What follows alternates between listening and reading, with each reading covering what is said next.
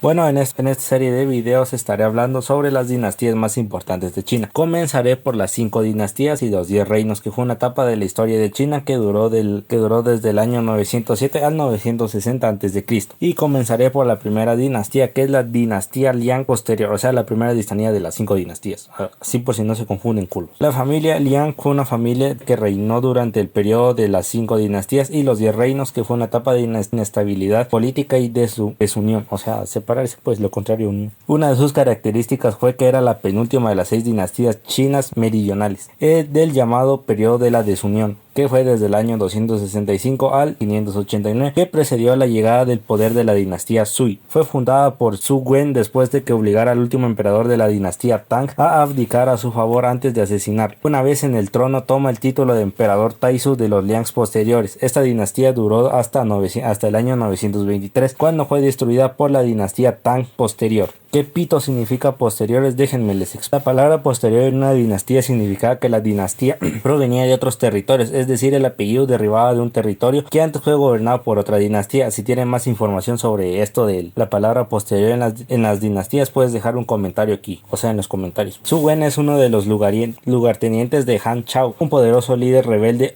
que estaba asolando el país, y pronto tomó de las mejores tropas de Wang bajo su mando y estableció su propia base terrestre como un señor de la guerra independiente en Kaifeng. En el año 822 abandonó a Chao y se puso oficialmente al servicio de los Tang y participó activamente en aplastar la revuelta de su ex líder. Aprovechó su cambio de lealtad para ganar poder militar, y en el año 904 fue lo suficientemente poderoso para controlar Chayak y Luoyang, las dos capitales de la dinastía Tang. El mismo año hizo asesinar al emperador Tang Saong después de haber masacrado a los eunucos que controlaban la corte imperial, e hizo que el emperador Tang Aidi ascendiera al trono. Este último sería el último emperador de la dinastía Tang, porque fue despuesto por Su Wen en el año 907. Cuando este último ascendió al trono, tomó el nombre del emperador Taizu y fundó la dinastía Liang posterior. Posteriormente, el ex emperador fue asesinado por orden del nuevo en el año 908. El nombre Liang es una referencia a la región Henan, que es el corazón del nuevo régimen, como la demuestra el traslado de la capital Luoyang a Kaifeng en el año 903. Después de haber fundado su dinastía, Taizu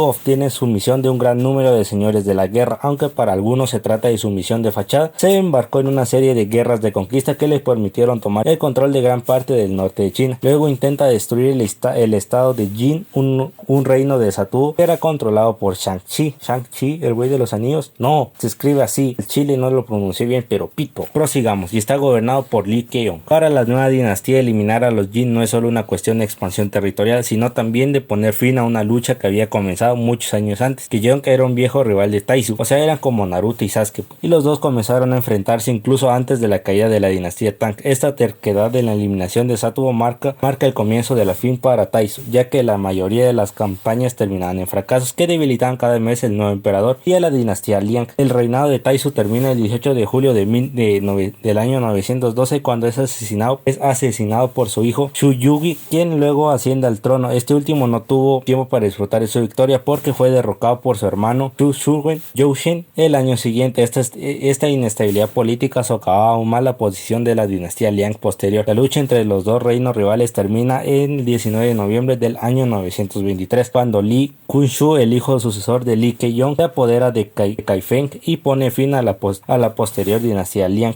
Para marcar su ganancia en el poder y mostrar sus ambiciones unificadoras, Kunshu fundó después de su victoria la dinastía Tang posterior, de la cual se convirtió en el primer emperador bajo el nombre de Xuanzong. Y desde la entronización, Taizu se hizo pasar por emperador de toda China en el máximo de su poder. La posterior dinastía Liang solo controlaba la mayor parte del norte de China, a excepción de Shangqi, donde se ubicaba el reino de Qi Bei, donde se encuentra el reino de Shangqi, que está controlado por el pueblo turco y los Shatu. Los Liang no tienen control directo sobre las tierras del sur de las tierras del sur, pero casi todos los gobernantes de esta área se han sometido al régimen de Taizu, con la notable excepción de los reinos de Wu y Shu, que son los más más importantes de la región. Para comprender lo que seguirá debemos tener en cuenta dos eventos importantes de la política china imperial. El primero es el mandato del cielo, un concepto político y religioso que apareció bajo la dinastía Zhou y que sirvió para legitimar el poder de los emperadores en China. Según este concepto, los emperadores gobiernan mediante la aprobación que el cielo da a los gobernantes sabios y virtuosos, aprobación que deja otorgar si se portan mal o se corrompen. La segunda es que la historia en una dinastía es escrita sistemáticamente por historiadores de la dinastía siguiente y por orden del emperador reinante. En sus escritos, los historiadores confían sistemáticamente en el mandato del cielo a la dinastía que fue derrocada, al tiempo que enfatizan la corrupción de su último emperador y la sabiduría del fundador de la dinastía reinante. Por lo tanto, es un trabajo de legitimación de la nueva dinastía que implica debates interminables y pruebas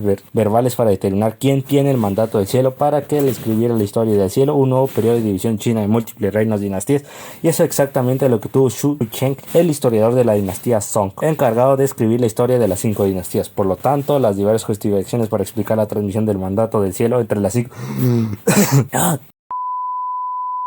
del mandato del cielo entre las 5 dinastías sucesivas que reinaron sobre todo. De hecho, esta región representa el corazón político y cultural tradicional china, y el simple hecho de que controlara puede representar fácilmente una señal de detención del famoso mandato. Sin embargo, el Liang posterior fue una gran vergüenza para Xu Cheng, que la brutalidad de los métodos que empleó no encajaba bien con la sabiduría y virtud atribuidas a las titulares del mandato del cielo. Sin embargo, negarle a Liang estatus de titulares de mandatos rompería la cadena de transmisión de mandato de los Tang y a los Song a través de las 5 dinastías, y por lo tanto debilitaría la legitimidad de las últimas. Y aquí termina la primera parte del especial. Si me faltó algo, ya sabes, puedes comentar aquí en los comentarios, o sea, comentarios con toda libertad, pero eso sí, con respetación. Se echan cal. Fin.